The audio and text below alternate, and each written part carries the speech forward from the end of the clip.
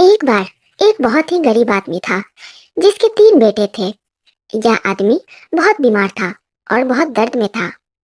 एक दिन उसने अपने तीनों बेटों को बुलाया और बोला, मेरे बेटों, तुम खुद देख रहे हो कि मैं बहुत बीमार हूँ और मरने वाला हूँ। मुझे बहुत अफसोस है कि मेरे पास तुम लोगों को देने के लिए कुछ भी नहीं है।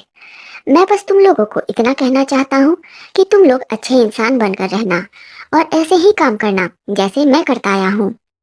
भगवान तुम्हारी सहायता जरूर करेंगे। और इतना कहकर वह आदमी मर गया। सबसे बड़े लड़के ने कहा, चलो बाहर चलकर कहीं काम ढूंढते हैं, जैसा कि पिताजी ने कहा है। सो वे तीनों दुनिया में अपनी रोजी रोटी कमाने के लिए बाहर निकल गए। चलते चलते जब रात हुई तो उन्होंने देखा कि वे एक बहुत सुंदर महल के पास खड़े हैं। सो रात को सोने के लिए उन्होंने उस महल का दरवाजा खटखटाया। उन्होंने आवाज भी लगाई और चारों तरफ देखा, पर वहां उनको कोई दिखाई नहीं दिया। सो वे अंदर चले गए। उन्होंने अंदर जाकर देखा तो अंदर एक मेज पर बहुत अच्छे अच्छे खाने सजे हुए थे। उन खानों को देखकर वे भौचक्के रह गए। पर फिर सबसे बड़े लड़के ने कहा, क्योंकि घर में कोई भी नहीं है तो चलो बैठकर खाना खाते हैं। अगर कोई आएगा तो हम उससे इजाजत मांग लेंगे। वे तीनों खाना खाने बैठ गए।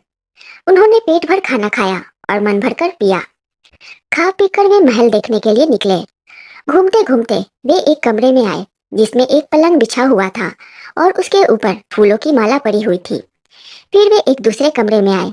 उसमें भी एक पलंग था और उसके ऊपर सोने की पत्तियों का सिराहना लगा हुआ था।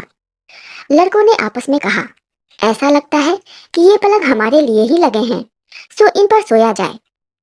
उन्होंने अपने अपने सोने के लिए एक एक कमरा चुन लिया। सबसे बड़े लड़के ने कहा, ध्यान रखना कि तुम लोग यहाँ से जाने के लिए सुबह सवेरे जल्दी ही उठ जाना। मैं यहाँ से जाने के लिए किसी का इंतजार नहीं करूंगा।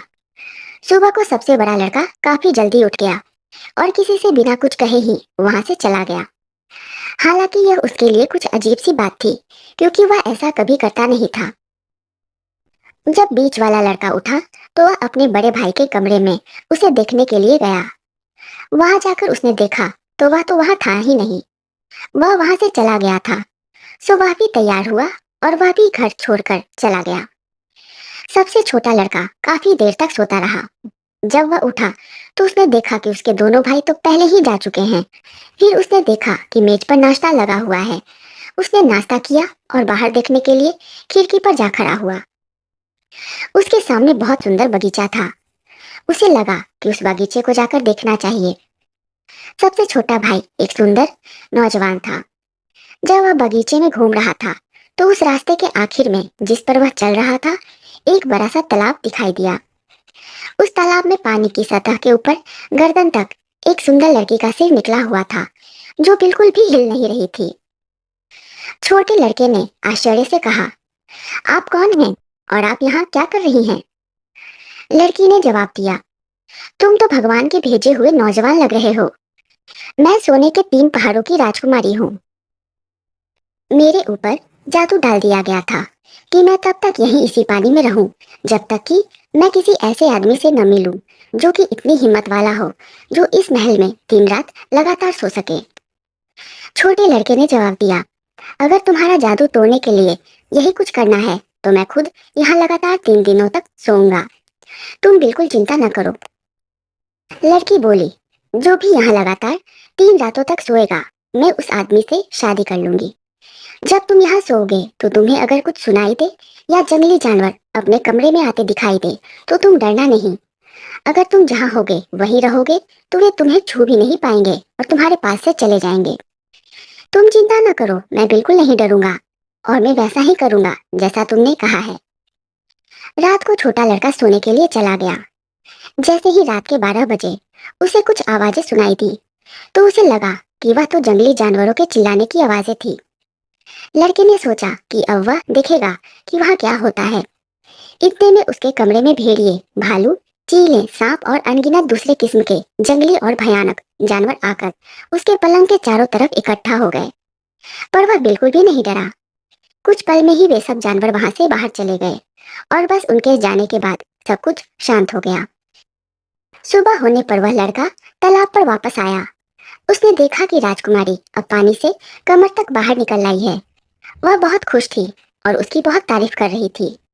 अगली रात को लड़के के कमरे में और ज्यादा जानवरों का आवाज गूंज उठा, पर उस रात भी वह डरा नहीं और चुपचाप वहीं लेटा रहा। अगली सुबह जब वह तालाब पर आया तो राजकुमारी केवल आधी टांगों तक ही पानी में थी। उस दिन तो राजकुमारी ने उसकी तारीफ में आसमान तक पुल बांध दिए। लड़का मुस्कुराता हुआ नाश्ते के लिए चला गया। आज उसके वहां सोने की आखिरी रात थी। उस रात जानवर बहुत जोर से चिल्लाए और उसके पलंग के बहुत पास भी आ गए, पर उस रात भी लड़का नहीं डरा और वे उसे वैसा का वैसा ही छोड़कर चले गए। अगले दिन जब वह तालाब पर गया तो राजकुमारी के केवल पैर ही पानी में थे।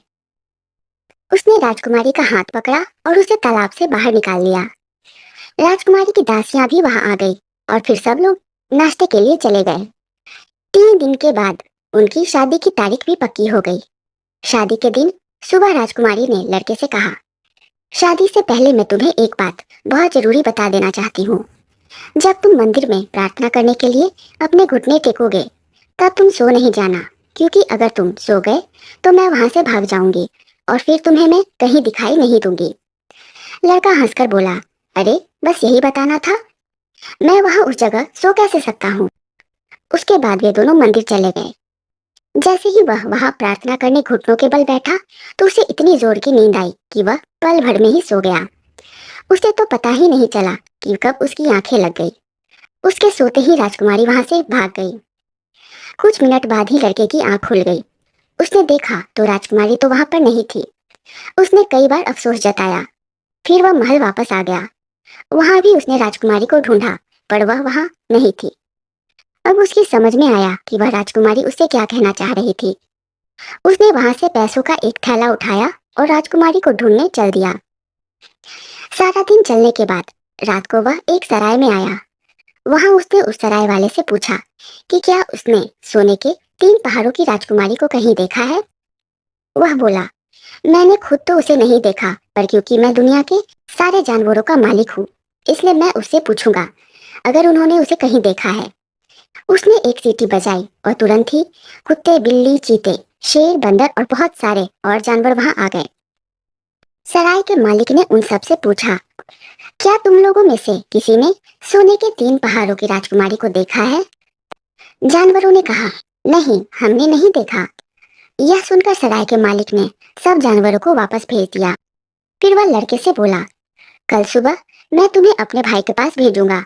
वह सारी मछलियों का मालिक है। वहां जाकर उससे पूछना कि उसकी मछलियां क्या कहती है। अगली सुबह लड़के ने सराय के मालिक को पैसों का एक थैला दिया और उसके भाई के घर चल पड़ा। जब सराय के मालिक के भाई ने सुना कि उस लड़के को उसके भाई ने भेजा है, तो उसने उसे अपनी सराय में बुलाया और कहा कि अगर वह वहां थोड़ा सा रुके तो वह अभी अपनी सारी मछलियों को बुलाकर उनसे पूछेगा कि अगर उनमें से किसी ने उसे देखा है क्या। उसने भी एक सीटी बजाई और सब तरह की मछलियां वहां आ गई। पूछने पर कि क्या उन्होंने सोने के 3 पहाड़ों की राजकुमारी को देखा है, उन सब ने भी एक आवाज में कहा कि उन्होंने तो उसे नहीं देखा। यह सुनकर उसने उन सब मछलियों को वापस भेज दिया और लड़के से कहा, कल तुम्हें मैं अपने दूसरे भाई के पास भेजूंगा। वह चिड़ियों का मालिक है। शायद उसकी किसी चिड़िया ने उसे देखा हो। लड़का अगले दिन का बड़ी बेसब्री से इंतजार करने लगा। जैसे ही सुबह हुई उसने उस भाई को भी पैसे का एक थैला दिया और वहां से चल पड़ा। चलते चलते वह तीसरी सराय में पहुंचा। वहां के मालिक ने कहा, मैं अभी तुम्हारा काम करता हूँ। कहकर उसने भी एक सीटी बजाई तो दुनिया भर की सारी चिड़िया वहां आ गई। बस उनमें से एक गरुड़ गायब था। सराय के मालिक ने दूसरी सीटी बजाई, तब वह आया और बोला, अफसोस, मुझे थोड़ी सी देर हो गई। मैं राजा के दरबार में एक दावत में गया हुआ था। वहां वह सोने के 3 पहाड़ों की राजकुमारी की शादी करा रहा है। यह सुनकर लड़के की सब उम्मीदें खत्म हो गई। पर तब पक्षियों के मालिक ने उससे कहा, तुम दुखी ना हो, हम इसका भी कोई न कोई रास्ता जरूर निकालेंगे। उसने गरुड़ से पूछा, क्या तुम इस नौजवान को राजा के दरबार में ले जा सकते हो। गरुड़ बोला, मैं इसे अभी ले जाता हूँ, पर मेरी एक शर्त है कि मैं जब भी पानी मांगू तो यह मुझे पानी दे, जब भी मैं रोटी मांगू तो यह मुझे रोटी दे, और जब भी मैं मांस मांगू तो यह मुझे मांस दे, नहीं तो मैं इसे समुद्र में फेंक दूंगा। उस नौजवान ने 2 टोकरी भरकर रोटी रखी, 2 डिब्बे भरकर पानी रखा और कुछ मांस रखा। लड़का और यह सब लेकर वह गरुड़ हवा में उड़ चला। रास्ते में गरुड़ की हर चीज की मांग तुरंत ही पूरी कर दी गई, पर मांस खत्म हो चुकी थी और उन्हें तो अभी समुद्र पार करना था। सो अगली बार गरुड़ ने जब मांस मांगा तो लड़का कुछ और तो सोच नहीं सका, उसने अपनी टांग का मांस काटकर उसे खिला दिया। राजकुमारी ने उसे पहले से ही जादू का एक मरहम दे रखा था। मांस काटने के बाद उसने वह मरहम अपनी टांग पर लगा लिया, तो उस मरहम से उसकी टांग तुरंत ही ठीक हो गई। गरुड़ उसे सीधे राजकुमारी के कमरे में ले गया। जैसे ही उन दोनों ने एक दूसरे को देखा, वे एक दूसरे से खुशी के मारे लिपट गए। फिर दोनों ने एक दूसरे से अपनी अपनी कहानी कही। राजकुमारी लड़के को राजा के पास ले गई और उसे अपना बचाने वाला और अपना दूल्हा कहकर उसका परिचय कराया। राजा ने भी सोचा कि यह नौजवान तो उसकी लड़की के लिए बिल्कुल ठीक दूल्हा है, तो उसने उन दोनों की शादी की घोषणा कर दी और शादी की तैयारियां